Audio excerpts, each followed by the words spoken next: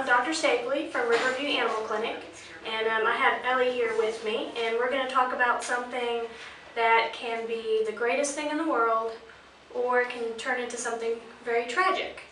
Adopting a new member of the family, getting a puppy, can be pure joy, and you can see your kids learn responsibility. They can reap the rewards of unconditional love.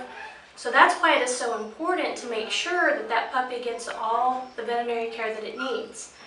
Especially in those first few months, it's very critical. They have a fragile immune system and we need to protect it.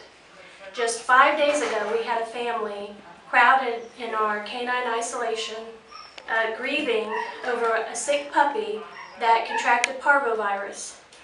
And even after several days of intense care, that puppy died later that morning. And the tragedy is it really could have been avoided. Many of the parvo puppies that we see come into the clinic are dogs that had some of their shots, but for whatever reason, mom and dad just couldn't get that last one in. It was forgotten about, just didn't have enough time.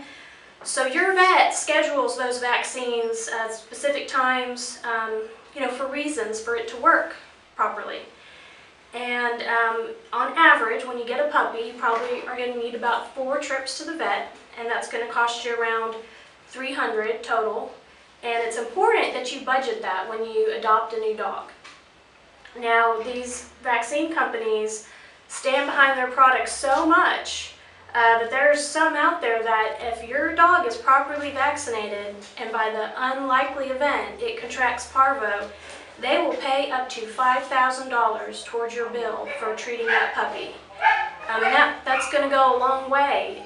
If your puppy gets sick from parvo, your average bill is going to be around $2,000 to $3,000. So that $300, it really goes a long way. It's a good investment.